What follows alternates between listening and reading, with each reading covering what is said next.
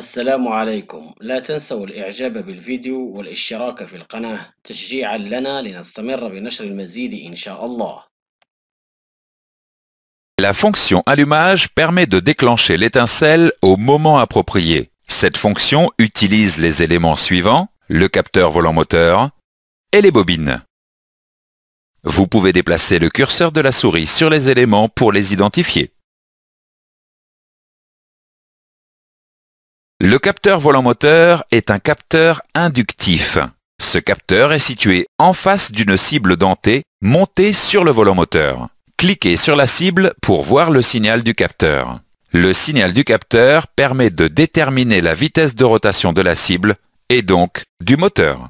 La cible dentée comporte également une ou plusieurs doubles dents. Cette double dent provoque un signal particulier au niveau du capteur inductif. Le calculateur connaît, grâce à ce signal, la position du vilebrequin par rapport au point mort haut des cylindres.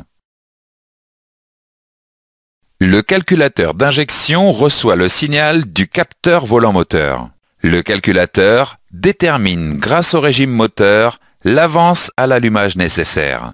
Le signal correspondant à la double dent informe le calculateur sur la position du vilebrequin par rapport au point mort haut. Le calculateur détermine le moment de l'allumage par rapport à ce signal et à l'avance désirée. Vous pouvez déplacer le curseur de la souris sur les éléments pour voir les stratégies utilisées pour cette fonction. L'avance à l'allumage peut être modifiée en fonction des paramètres suivants: la pression du collecteur d'admission, la température d'eau et la température d'air. Vous pouvez déplacer le curseur de la souris sur les éléments pour voir les stratégies utilisées pour cette fonction.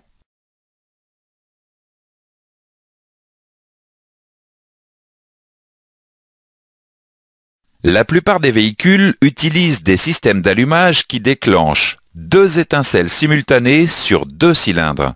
Une étincelle est utilisée en fin de compression pour l'allumage, l'autre étincelle est produite en fin d'échappement et est dite perdue. Cependant, certains systèmes déclenchent une seule étincelle par cycle. Dans ce cas, il n'y a qu'une étincelle qui est produite de manière séquentielle pour chaque cylindre. L'information permettant de reconnaître le cylindre devant être allumé est fournie par le capteur d'Arbracam. Il existe une stratégie particulière sur les véhicules équipés d'une transmission automatique. Cette stratégie est appelée estompage de couple. Le calculateur de transmission automatique envoie un signal au calculateur d'injection lors du changement de rapport. Le calculateur d'injection diminue l'avance à l'allumage durant le changement de rapport. La diminution de l'avance à l'allumage permet de réduire le couple moteur et donc de rendre le changement de rapport plus souple. Il n'existe pas de stratégie de mode dégradé pour le capteur volant-moteur. Tout défaut sur ce capteur empêche le fonctionnement du moteur. Tout défaut sur les autres capteurs entraîne l'utilisation d'une avance prédéfinie. Vous pouvez déplacer le curseur de la souris sur les éléments pour voir les stratégies de mode dégradé.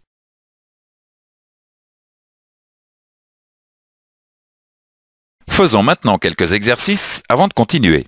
Quel capteur permet de déterminer la position du vilebrequin par rapport au point mort haut? Quelle est la conséquence d'un capteur volant-moteur en défaut? Dans ce chapitre, nous avons vu les points suivants. La fonction allumage permet de déclencher l'étincelle au moment approprié. Le capteur volant-moteur permet de déterminer la vitesse de rotation du moteur et la position du vilebrequin par rapport au point mort haut des cylindres. Le calculateur détermine le moment de l'allumage par rapport au signal du capteur volant-moteur et à l'avance désirée. Certains systèmes déclenchent une seule étincelle par cycle grâce au signal fourni par le capteur d'Arbracam. La diminution de l'avance à l'allumage permet de réduire le couple moteur et donc de rendre le changement de rapport plus souple. Il n'existe pas de stratégie de mode dégradé pour le capteur volant-moteur. Tout défaut sur les autres capteurs entraîne l'utilisation d'une avance prédéfinie.